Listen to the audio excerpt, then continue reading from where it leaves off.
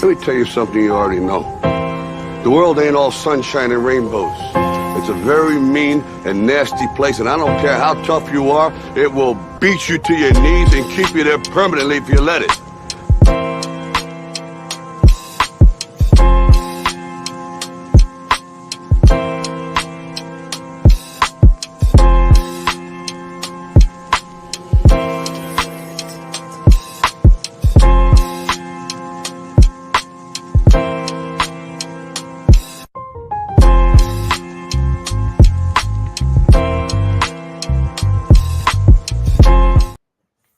Well, hello again, everybody, and welcome to another edition of SAT Sports with yours truly, Marcus. On the show today, we're going to be talking LSU advancing to the national championship of the College World Series. But first, let me introduce to you my guests for today. Originally from California, but he currently is residing all the way in Chile right now. It's Coach Chad Masipo. How you doing today, Chad? Hey, Mark, it's great to have me. I appreciate you having me, man. This is fantastic, man. And I can't wait to get going, man. Yes, down here south of the equator, man. We're in our winter. You guys are sporting summer, man. But it's baseball's an international language, man. So we all love it, you know? Absolutely. And before we get any further, of course, this is part of Driving to the Top Productions, where the road don't stop. And now I gained my first sponsor on this show. This show is now sponsored by W Energy. Be better. Go to w.gg and use our promo code SAT Sports to get 10% off of your order. And I got to give a big thank you to my co-host on my wrestling podcast, W Energy, who also sponsors our other show, to get this sponsorship. So if he's tuning in right now, but I will see him later today, we're recording a wrestling show after I get off the air with this. Dylan, thank you again. I appreciate all the love and support and all the hard work you've done, not just on the other show, but all the support and getting followers and listenerships with this one as well. So, man, real quick, man, tell them a little bit about yourself. You know, you said you're originally from California, but you're now an international baseball coach. Tell me your story. You know, how'd you get into the game? Who inspired you? Tell us some of your playing days and whatnot. Sure. Most definitely, man. Appreciate it, man. And congrats on the first sponsor. First of many, I take it, man. So that's very cool. I'm originally from Northern California, out near San Francisco, man. Grew up in the Bay Area, loving sports, loving the Giants, loving the A's, man. You know, cutting school, going to games. Just grew up in a very baseball-centric family. We're lucky we had two teams right there in the Bay. So, you know, we make it over to Candlestick Park every once in a while back in the day. That'll show my age, by the way. And also at the Coliseum, man. So very cool. And then, you know, I played high school ball, man. Got looked at a little bit, but ended up in the military. Got a Marine for 5 years, man. Came out and started to you know, I was a little bit bigger after I joined the Marines, man. I could throw the ball a little bit harder, man. So anyways, I got a couple looks and ended up with some independent league teams, man, up in Northern California and in Southern California. Got a taste, man. Got a taste of a couple A-ball games, man. But long story short is I just love the game. Marcus, absolutely love the game, and have been coaching for so long, man. Started in Little League, started in my local leagues, ended up, you know, in 2018, man, after you know, playing independent ball, playing semi-pro on the weekends, like a lot of guys do, going to Arizona for tournaments and stuff like that. Great guys. I ended up working a little bit, getting hooked up with the Giants, you know, doing some scouting for them, local high schools and stuff when I was living in the city. So I figured, you know what, I need to do something a little bit more myself, man. It's cool working for a club, but I said, you know, I'm going to take it on my own. I want to go travel and see this world and see baseball in the raw. I want to see the real ball, dude. And so I ended up going down to the Dominican Republic, man, on my own, meeting the local Buscones, meeting the coaches down there, the guys that run the MLB Dominican Summer League down there, and kind of working my way into the fabric there, and working, developing the kids, helping them in the neighborhoods, man, to get looked at, to go to these what they call showcases down there, but they're way different than they are in the U.S. And so that's a very succinct way of saying my journey. And I found my calling, my passion, dude. I love helping kids get opportunities, connecting athletes to opportunities is my tagline. And giving kids an opportunity to play the game that they love, man, is what I enjoy doing. I'm doing currently down here in Chile. play. With the Chileans, don't play a lot of baseball down here, but we do have a lot of different ethnicities down here. Venezolanos are big down here, so a lot of baseball is being played down here with that. So it's been fantastic, man. Kids are kids; they love to learn, and I love to teach, man. So I just enjoy being a part of the game and being a part of the fabric, and helping kids get opportunities, man.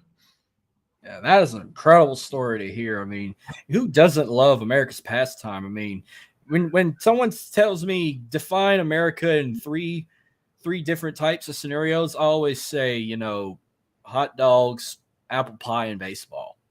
There you go. Yes, absolutely, man. Hot dogs, apple pie, and baseball, man. That's what we grew up on, It don't get more American than those three. Any better than that, man. It does not. It does not. And I know people talk about the other sports and everything, but for me, baseball is numero uno, man. No doubt. I mean, I've always loved it. I just never talked more about it. I mean, it's not as easy. I say it's not as easy. Like, I can easily talk like wrestling or football any time of the day, but it's like basketball and baseball. They're usually hard to talk about. You can't just say, oh, he just swung a bat and got to run. No, you got to get into the terms of everything, and you got to use those key words. Like when we talk football, we could say like reservation for six or a pick six or, stuff like that. Like those key terms, baseball, I've learned some over the years, but I'm still trying to learn it that way. Like I listen to baseball podcasts and I kind of learn from these experts of how to talk baseball in my words instead of just trying to come up with something else. Sure. I got to do it like the experts, but I mean, well, you know what? You got to find your own. You got to find your own your own way of doing things. You take in what everyone else is doing. You kind of. I like to do that, man. Seeing, okay, this guy's doing this and then I kind of filter it into what is comfortable for me. Like I can, like I had a radio show in San Francisco, man, a sports call-in show for a couple of years. And that was a lot of fun, man. And you get all these different people calling in, say, oh, the Giants need to do this or the A's need to do this, and that. And you get your own kind of feel for how you want to be presented and how you want to, how you want to describe what's going on in the game, how you want to describe what's going on, in the College World Series per se, and see and look at the Omaha, dude, and seeing all the fans out there and being able to just describe that, dude, is just fantastic, dude. And you do it your own way. That's it, And mostly the time, that's the first sport usually every kid plays first, male or females. They get a baseball and, they're playing t-ball as a kid and everything, and just moving up to like coach pitch, or back in the 90s, we had a pitching machine, which sadly they got rid of that when I moved up to when I got to about 7-8 years old in that age group. They changed it to coach pitch. And then, you had your ponies, you had Mustang, Bronco, whatnot. Then you move on to, well, the high school I graduated from, we didn't have a junior high league, but we had high school baseball, that too. And whatnot. Most definitely. There's all kinds of leagues now, man. There's so many different ones, man. It is graduated, as travel ball is really big now. So travel ball is, very, very competitive. They go to like 10 years old, man. I've seen travel ball teams at 8. I can't believe it. But, they go from coach pitch to, I don't know. I haven't seen too many with, like the mechanical arm or anything like that doing that kind of stuff. But yeah. And so it's a lot of leagues now are kid pitch, man, because they want these kids to develop earlier.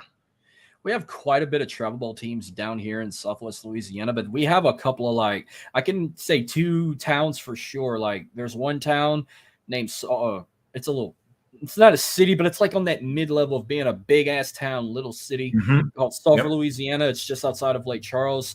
They have a rec center, like it's called, they have Frash Park, and then they have McMurray Park or McMurray Field. That's where they would play the state championship games for the entire state of Louisiana. Like, they have 4 massive, like, I would say massive, but it looks massive to me. Like, probably about 2,000 people could fill up if you were to sold out. That's where they would play their state championship games.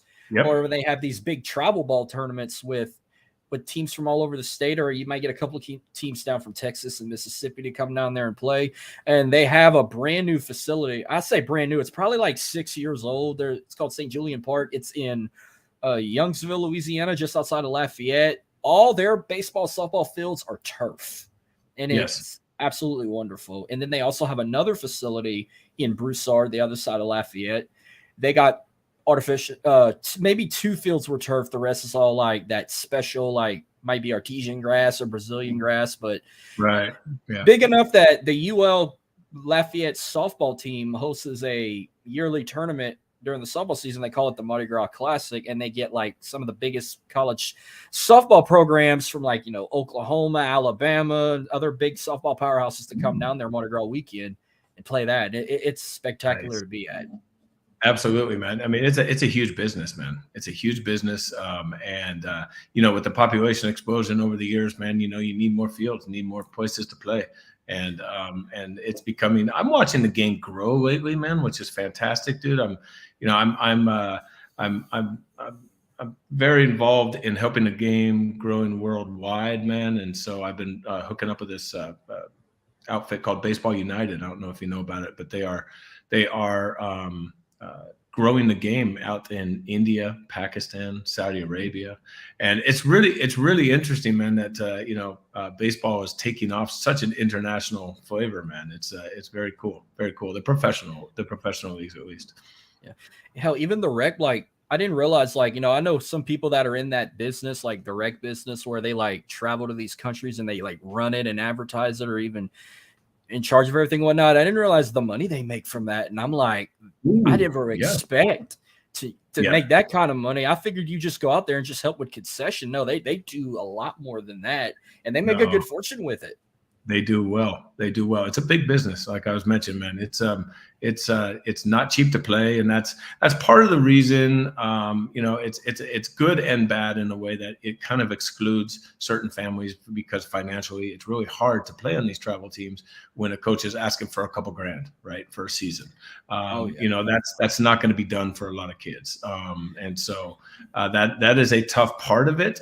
It is growing, but we are growing just the people that can afford it right now. And, I'm trying to work on more, connectivity so that kids can find open roster spots. Coaches can find kids that need places to play on a lesser financial availability level. So that's what's going on.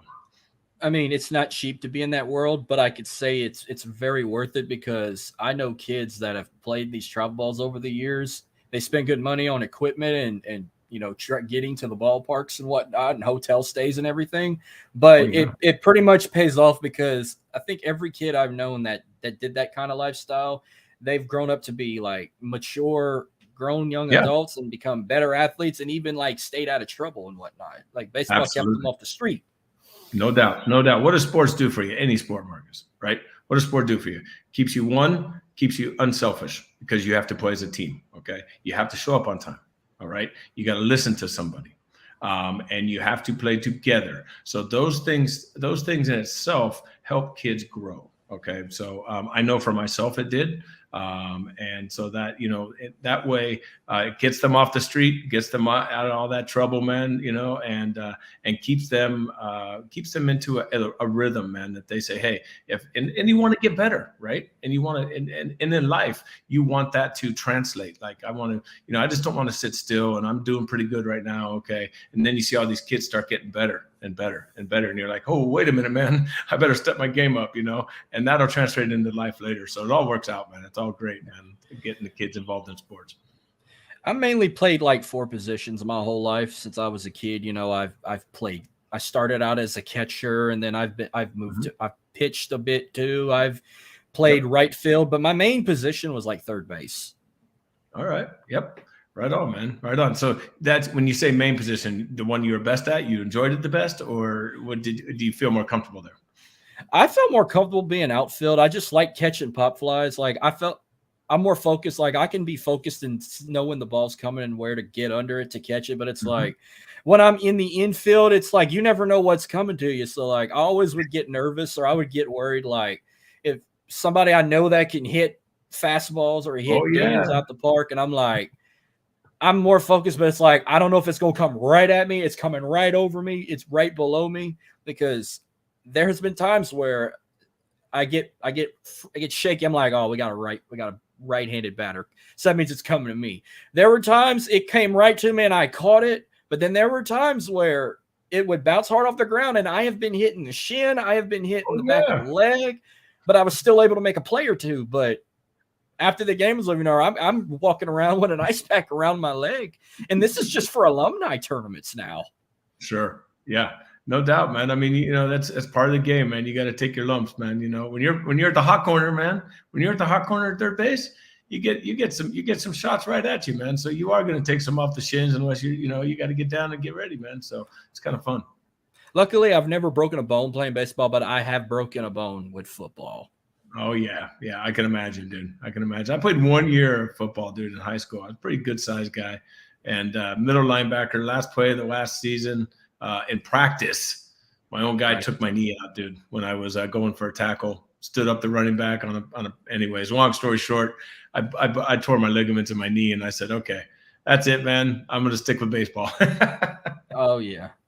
And I've always heard people say, like, I laugh, like they can't sit through a whole game. They think it's like one of the most boring things to watch. I'm like, no, the most boring thing to watch is golf. Go to a golf game. You can't even cheer until they like put the little sign down. Like baseball, you can cheer all year round. It's like that calm, like, but watching baseball kind of relaxes my nerves and makes me calm until a player I love or something like hits a dinger or something. And then I want to get up and go crazy. Like if my team scored a touchdown or something. Yeah, exactly, man. I mean, baseball's like a groove, dude. Okay. You're going to be there for a couple hours, man, 3 hours. And it has its highs and its lows, and you can chill. It's a different way of watching a game, man. Soccer, football is constant action. Well, football has a lot of timeouts now, but it's constant action. But golf, dude, I can't agree with you more, dude. I mean, it's like watching paint dry, watching grass grow. I mean, it's to me, man. I see people watch it on TV. I'm like, how the hell do you even watch that, dude? I mean, it's tough for me to watch. I might watch the Masters, the last hole, maybe, man, if I catch it at the right time. So that's kind of golf for me as well. Hell, even I'm not the peanut cracker jack guy when it comes to baseball games. I'm more of the fully loaded nacho guy with a beer, or even or no Dodger fan, like you can call it a Dodger dog or whatnot, where the damn hot dog's way bigger than the bun. Yes. Yeah, it's like this long, dude. Standing out there, definitely. Yeah, dude. I'm a hot dog guy, man. It's just I'm traditional in that. But yeah, hey, give me a loaded nachos, dude, with everything on it, man. Throw the kitchen sink on top of it, dude, at a ball game. I'm on it. No problem. Yeah, I will say this, I'm an Astros fan. I grew up an Astros fan, but I've had some type of love for the Giants. Like one of my favorite Astro players, Hunter Pence, used to be a Giant. He played for the Giants for a couple of years. Won 2 World Series as well. I remember when they won all 3 of those World Series in 2010, 2012, and 2014. And then one of my favorite pitchers from LSU played for the Giants, Brian Wilson. All right on, man. Most definitely the beard, baby. The beard. Fear the beard. Yes. Oh, and yeah. I was living in San Francisco, man, during that last one, 16, and I'm sorry, 14. And man, it was what a time, dude. What a time. And Hunter, man, dude, that guy is one character, bro. I mean, just a great guy for the game, dude. Just love the fans. I don't know if you remember it was called Pac Bell, now it's Oracle Park, but they had that area behind right field where you could watch the game for free, right? The fans were like watching behind, and Hunter would always interact with those fans. We cruise back there, man. Hey, Hunter, what's up? He's like, hey, what's going on, man? And he was always like skateboarding around town and everything like that, saying hey to people, hanging out at the coffee shop. He met his wife at a coffee shop in San Francisco, man. That's wow. How it was. So, anyways, Pence is one of the legends out there for sure. Oh, absolutely. But I'd say that is a beautiful baseball park. I've only been to like 4 or 5 around the country, but like I've seen videos and images of. I don't know what it's called now. I remember at one point it was like a Jones AT&T Park or something like that. Yes, that's what it was. It's got a new name now. It was Pac Bell Park, and then it was AT&T Park, and now it is Oracle Park. Yeah. Oracle Park. Okay. Oracle Park. Yeah, like Oracle. Yeah, there you go. And you can see the bay like in the background, and it's absolutely amazing. I've been to probably, counting minor league parks, I've been over 100 probably.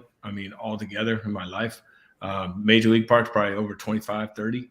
And man, dude, it's right up there, top 3, dude. Some of the beautiful scenery, beautiful park. I love when I go back home, see my parents and stuff, man. Going to the game, be going in September. I love it out there, man. It's cool. Have you ever been to Minute Maid Park in Houston or the Astrodome? No, I have not, and I've been wanting to get there, but I have not. No. Well, unfortunately, the Astrodome is closed down. It's just a building to look at. You can't go inside it anymore. I would love to go back inside it. But Minute Maid Park, it was built by a historic train station. It's called Union Station. So they built it where the tracks used to be and everything in the area. So they built because they used the main building as one of the entrances. Like there's probably like 6 or 7 different entrances in the ballpark, but they used the Union Station building. That's a historic landmark in Houston as one of the main entrances, and they have one of their biggest team stores in there, but their biggest one is their new one they built in the outfield. Very cool, man. Very nice. Yeah, it looks like a great park, dude. I mean, good hitters park for sure. And so it's interesting, man. The kids down here, man, I coach a lot of Venezuelan kids in our league that have immigrated down. And so it's an outlet for them. They love, it's number one sport in Venezuela is baseball. So, we and they love the Astros, and they love the Astros for one guy, dude, period. And he's from Venezuela, and it's what everyone here, every Venezuelan aspires to be, dude, is Jose Altuve, man. They love. Oh yeah, I love Tuve. They love Tuve, man. Absolutely. And they just it's very cool to watch different cultures and who they kind of magnetize towards, man. And they just because he's Venezuelan, but also because he's such a good player, and also because, man, he's a pretty small guy, right? And he hits hard, man. And and he constantly shows all the kids, man, that hey, you can do it. You put your mind to it. Look at me, and that's a great thing to have, man. These kids work hard, and they really look up to Altuve. Who are some big names that inspired you? Man, big names that inspired me. When I was in, like age like 10 to 15, dude, is pretty, you remember a lot and you get inspired by it. I when it comes to baseball, man, I had Jack Clark, man, for the Giants, man, back in the day. This will show my age, but and Jack Clark back in the day was the ripper, dude. He had a great swing. Dwayne Murphy, Ricky Henderson. Ricky Henderson was the most exciting athlete I've ever seen live, dude. I mean, when he got on base, you knew he was stealing, and you couldn't do nothing about it. But also more and more. Then I got into who came in the '80s, man, started hitting bombs and started Darryl Strawberry, dude. I don't know why I gravitated towards him and Darryl Strawberry, and then I started watching the Mets, and Doc Gooden started throwing, and then Keith Hernandez. And so it's been an evolution, man. But those guys, man, were the ones that really stick out, man, when I was young. And then, my uncle, man, he was a baseball card collector. And so I would go to his house, and he would show me all the old 50s, 60s, 70s baseball cards. And so I blame him for my baseball card addiction, and also the fact that I know all these old players that are older than me. So that's a lot of it right there, Marcus. Yeah. Man, if you want to talk about like way before my time, besides, your Babe Ruths or Lou Gehrig's or anybody like that, I would have probably loved to seen like Roberto Clemente back then, or possibly Mickey Mantle. Dude, did you just say Roberto Clemente? Let me show you something, man. There you go. Yeah. Probably one of the best Hispanic. He's Puerto Rican. Yep. Yeah. And he probably one of the best, not only one of the best players ever to watch, but also one of the best humanitarians out there, dude. The guy just cared, man. And man, he had it. That's a great call, dude. Roberto Clemente. I can't believe you mentioned that, dude. I just put on the shirt just a little while ago, man. Another one I'd probably say DiMaggio too. Like, I'm naming more Yankee guys. I'm not even a Yankees fan, but my grandpa is, and I've heard, he watched. He didn't really watch. He wasn't alive when they were around, but he was alive when Mickey Mantle was around and everything. But he always talked about like DiMaggio and stuff. Yes. No, the only Yankees I could say, like, I've lived to see Derek Jeter play. I'm living to see Judge play right now. DJ LeMahieu's from LSU. He plays for him now. Okay. I'm not a big Yankees guy, especially since we technically own them in the playoffs when they play the Astros and whatnot. I can't wait till my friend watches this. He's a Yankee fan, dude. He will agree with you. He doesn't understand it either. I don't really talk more on Red Sox, but I mean the only Red Sox I can always say is Papi, Ortiz.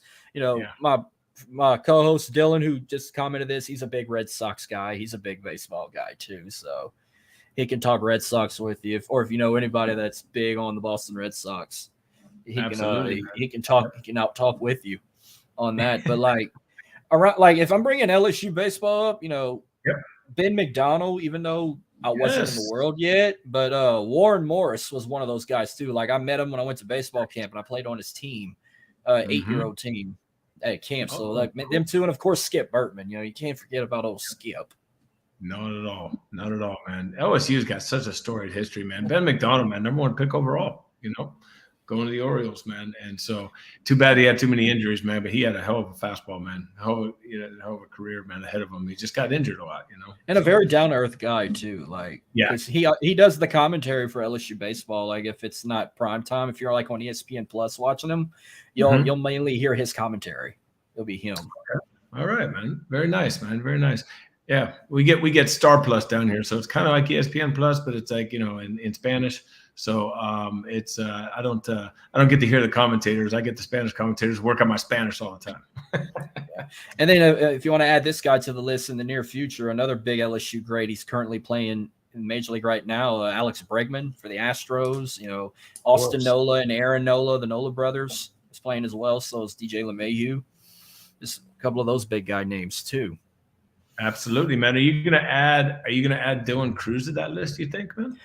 Oh, I will add Dylan Cruz and Paul Skeens to that list. Even Tommy White, who hit that walk-off to get I gotta say that I've been enjoying, LSU throughout the postseason with them hosting regionals against Tulane, Sam Houston, and Oregon State, the Super Regional with Kentucky, but the College World Series, I got a little nervous at first because they put them on the same side of the bracket with Wake Forest. Before I even found out that, I was like, oh, the national title is going to be Wake Forest and LSU.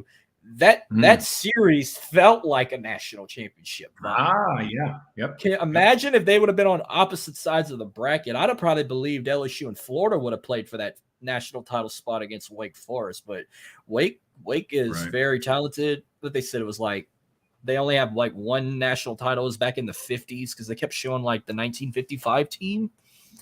And then it was a battle of the pitches with that number 4 for Wake Forest against Paul Skeens.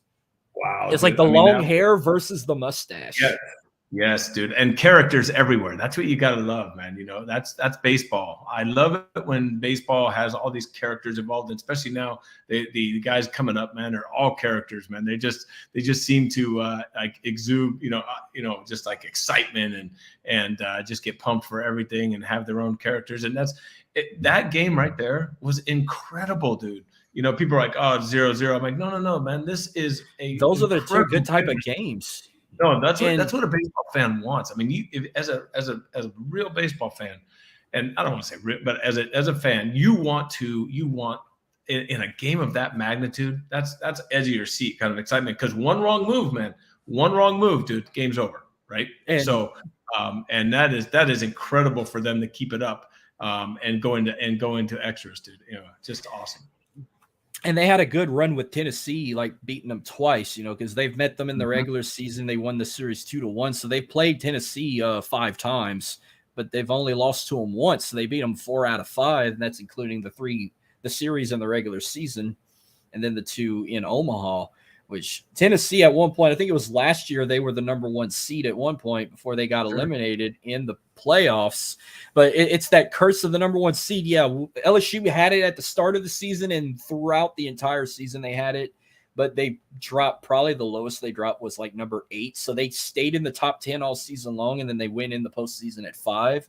So we get I think it's 3 versus 5. I think Florida's 3 right now. LSU sitting at number 5. So it's like, thank goodness LSU didn't go in Omaha at number 1, because they probably wouldn't have survived against Wake, and that curse would continue. Number 1 is a hard one to keep up, right? All year. I mean, if you end up in a top 10, dude, after your schedule and after after the freaking brutalness you go through, man. Yeah, if you're 5'3", dude, that's awesome because you're going to get some guys. You're going to get the 8 seed, you're going to get the 9 seed, that kind of stuff, which is fine.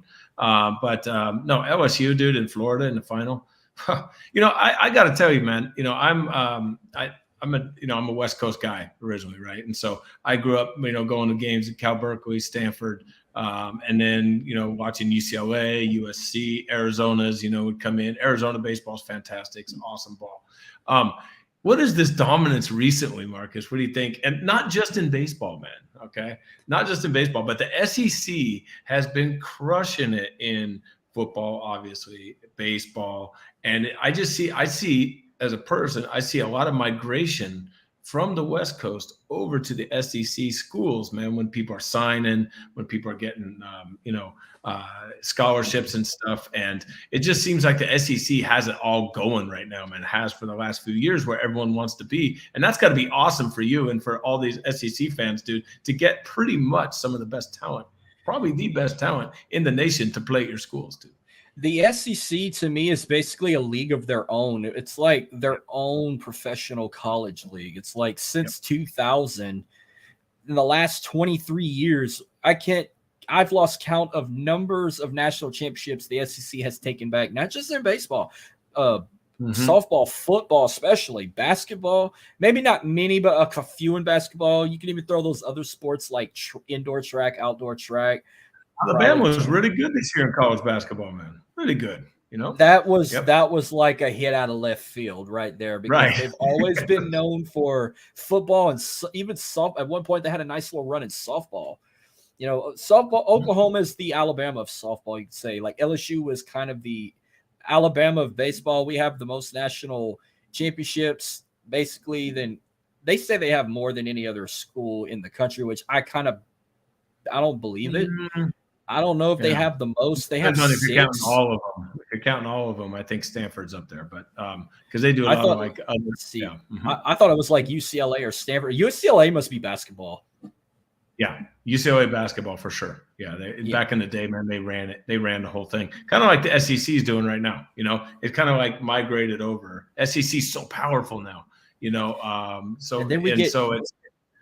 We get Texas and Oklahoma coming in 2 years, which it's kind of like we don't need them, but it's just going to get bigger and bigger. You got 2 big powerhouses like that. Yes, but you know what they say, man. Get your, you want to keep your enemies at arm's length, right? You want them closer to you, not far away from you. And I think that's what they did with Texas and Oklahoma to bring them in the fray, man.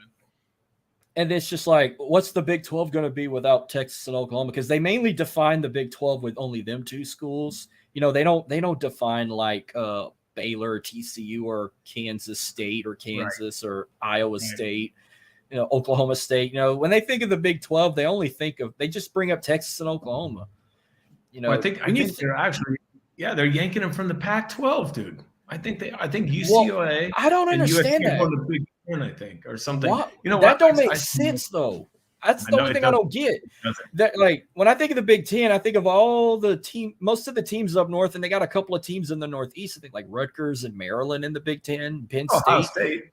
Yeah, well, they're more of the central, like north central part of the state. Yeah. When I think of the Big 10, I think of those northern state teams like Michigan, Ohio State, Michigan State, Minnesota, Illinois, Nebraska.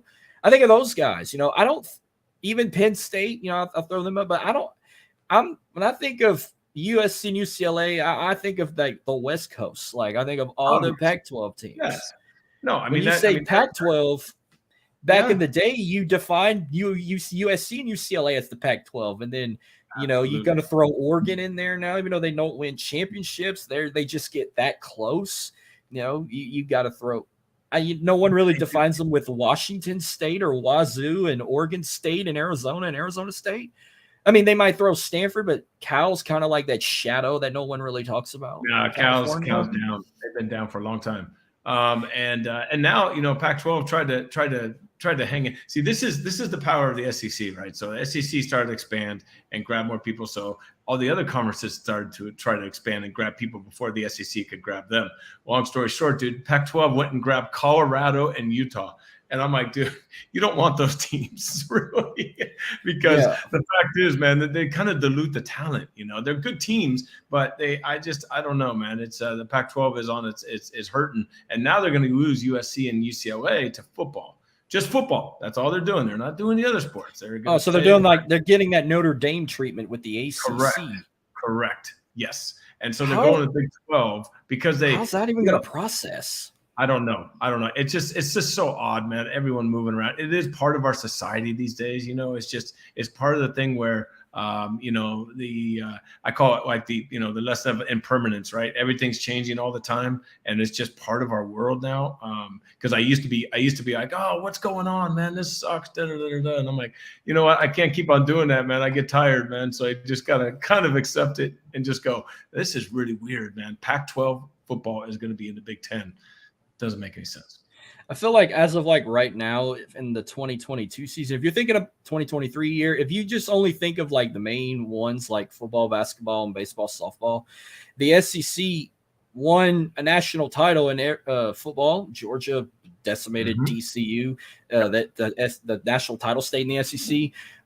Men's basketball was probably the only sport that didn't feature an SEC team because it was UConn and San Diego State. That went to the Big East. You're used to seeing stuff like that. Softball, went back to Oklahoma, but Oklahoma's already trying to say, oh, the SEC got them another one. I'm like, you're not with us yet. You won that for the Big 12.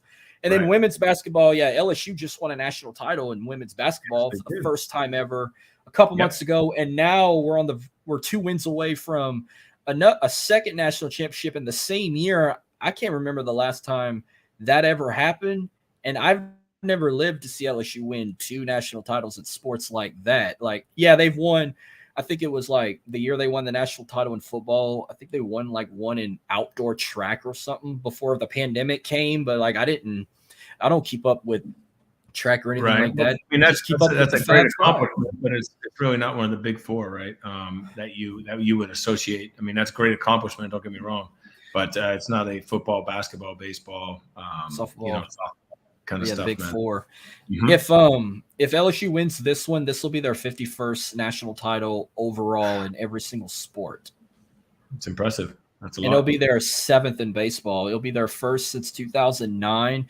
They would have been 7 times. Like, they're playing Florida, a team that they lost to in 2017 in 2 games. The only time they have ever lost in a national title game. They've played in 7 games. They're 6-1, and now this is their 8th coming up. So once that first pitch swings, then they've officially played in 8. But we're going to see if it goes up to 7-1 or if it falls to 6-2. Yeah, man. What do you guys? As an LSU guy, right? As a fan, and after this last series, obviously, like it felt like to me as a baseball fan, and I haven't been following it as much as I usually do, but I still obviously check in all the time. And after that series with Wake, Marcus, and the way that ended and everything that LSU had to go for it, right? You think there might be a little bit of a hangover, dude, when it comes to playing Florida, or do you think because Florida is a rival, obviously in the SEC, man, it's not going to take much to get them going? Do you see them coming out hot, or do you see them coming like, was that the World Series for them?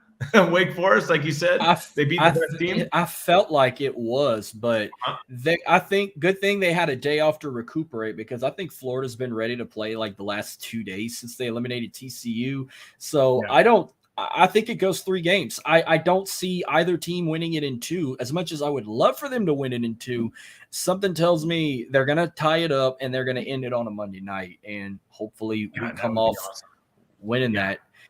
For my sake right now, I wouldn't mind going 3 games because I won't be able to watch all of it tonight, because before I even knew they were going to get this far, I already had a date night planned, but I'm going to try and at least watch 3 or 4 innings before we go to a night. But Sunday, I've been blessed. It's a 2:00 start, so I'll definitely get to watch the whole game too. And if they force a game 3, well, I'll be getting home from work just in time before the first pitch, or I might miss half of the first inning, but I'll be able to watch the whole game if it gets to game 3. Yeah. As a sports fan, I want to see game 3. Okay. I love it. I love an elimination game in any sport, really. Hockey, You name it, man. I want to watch game 7s. I want to watch game 5s. I want to watch game 3s, dude. That's what I'm hoping for. If LSU pulls this off, for me, this will be the 4th time a team I love and support so much wins a championship. Because remember, the Astros won the World Series back in November. That's one. The biggest surprise, LSU girls basketball winning it back in early April. That's 2.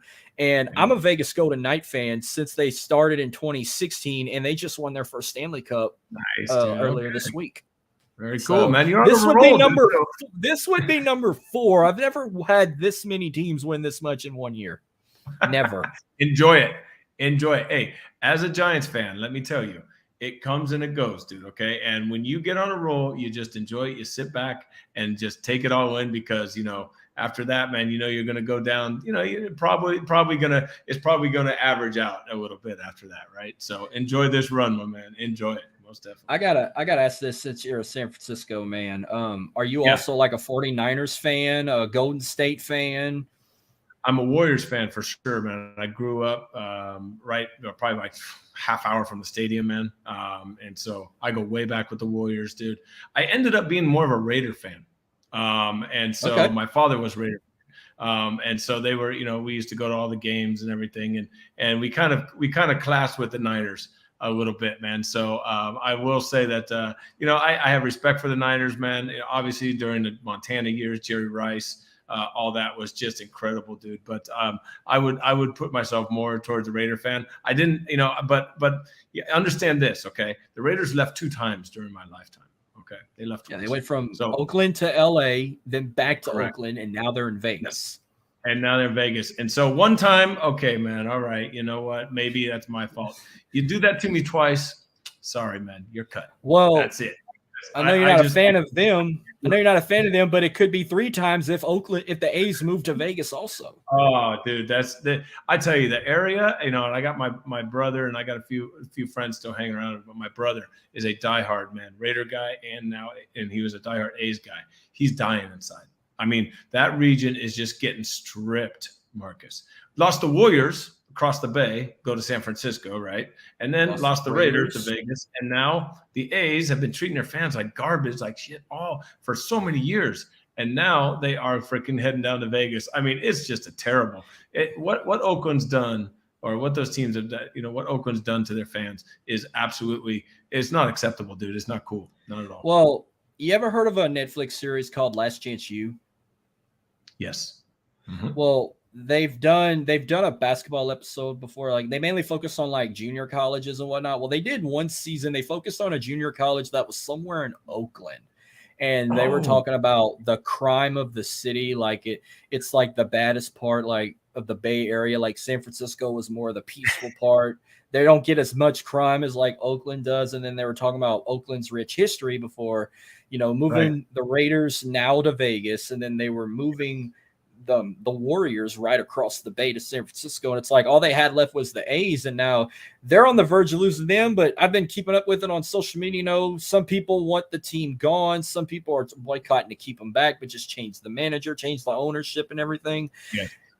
And I've heard some stories about the Coliseum. It's ancient. It's so old. It's falling apart. I see why they've been trying to get a new ballpark for the last like 10 years. They've had proposals, but then they declined and they tried to relocate them here and there.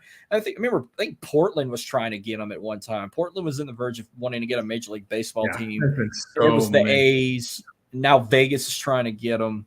If you're going to move them to Vegas, you can't call them the Aces because they got a WNBA team. Just keep the same tradition, like keep the same colors, keep that A's logo. You want to just add something secondary, just get like a set of Aces as cards, as like a secondary logo. I don't get the elephant.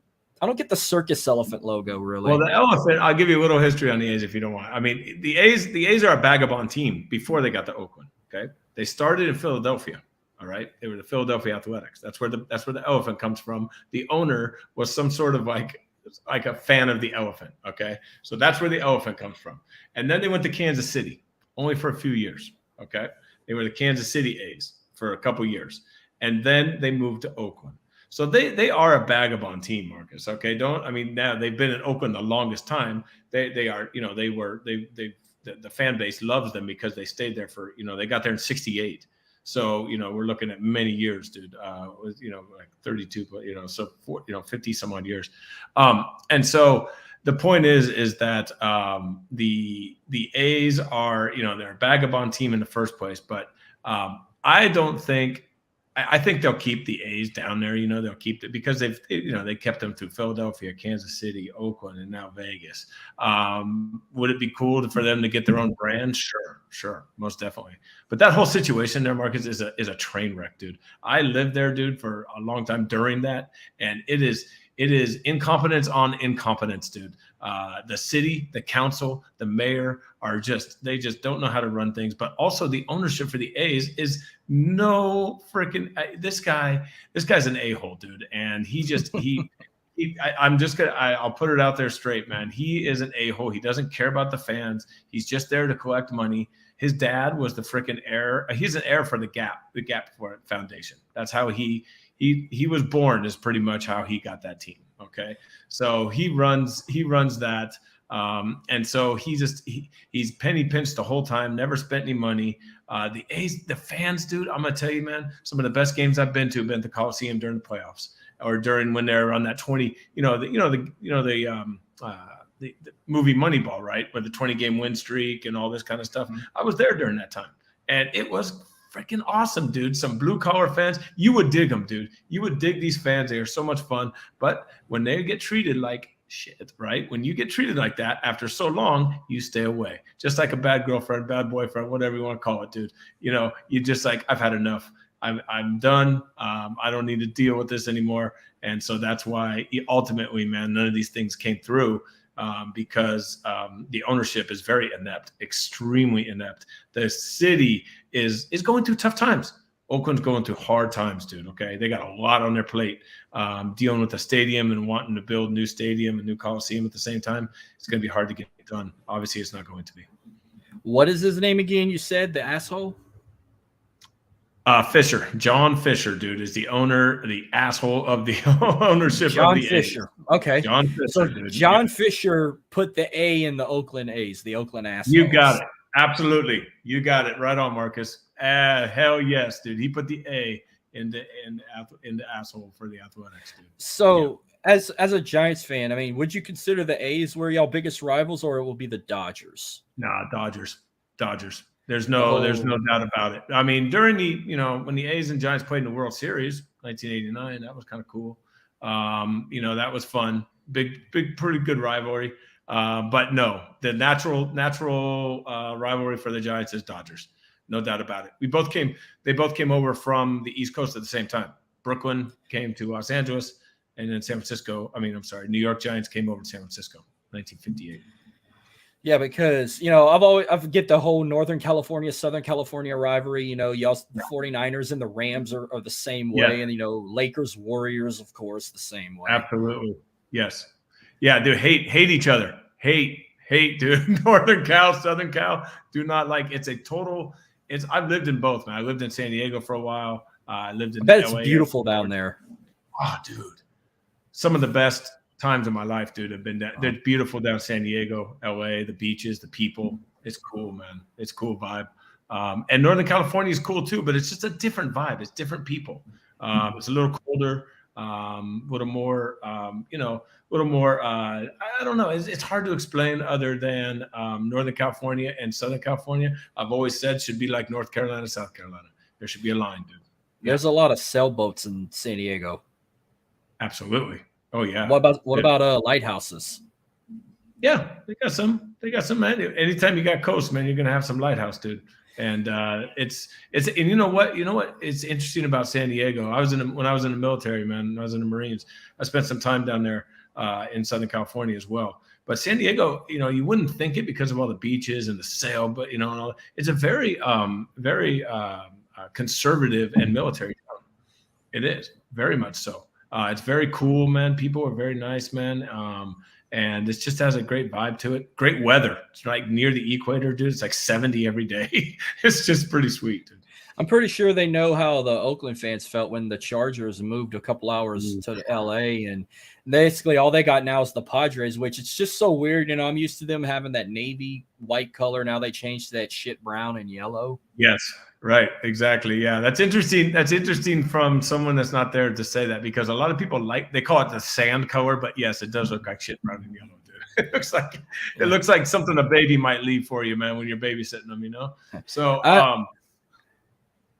yeah, but I've seen the Astros play the A's on opening day in not opening day, but it was like their home opener of the 2021 season. So they had the opening day logo spray painted on the field. They do that for all the ballparks for when they have their home openers. I went to I think it was the second game. I think they either did I think they did a 4-game series with the A's. I think they played on a Thursday. I went to the Saturday game and we lost to Oakland. That's when they were like pretty decent. That's when we couldn't even beat Oakland in Oakland at the time. Man, you guys had a bad. You guys were tanking for a few years, man. 100 losses. This was 2021 too. Like at the start of the 2021 season, we couldn't beat them. But I guess you could say the Astros' biggest rival. Some might say the Rangers, because you have the Lone Star Series. Houston and Dallas is only like 3 or 4 hours away. They play for a cowboy boot trophy. Like whoever wins the most series at the end of the season gets the trophy. Okay. Like they might play like 4 series or 5, and whoever wins 3 out of 5. I don't know how it goes if they tie the series. I guess whoever has the most wins in the series. It's kind of difficult to explain how they do that rivalry with the trophy. But some people will say, the Yankees is kind of a rivalry of them. When they were in the National League, they're one of their biggest rivals was the Cardinals. Cardinals and the Astros were very big in the National League, and lately, I wouldn't consider the Red Sox and the Astros some sort of rivalry. They just had they played each other often in the playoffs, especially after 2017. And you can throw the Dodgers in too. Matter of fact, that's who they're playing this weekend. I know that the Dodgers got the win yesterday. They won 3-2, and they're playing tonight on Fox, and they're going to be playing Sunday night on ESPN tomorrow night.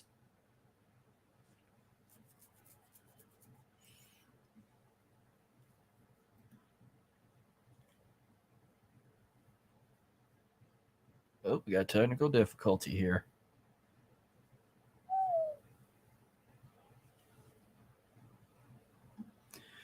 Wait till he gets back. Let me take this off.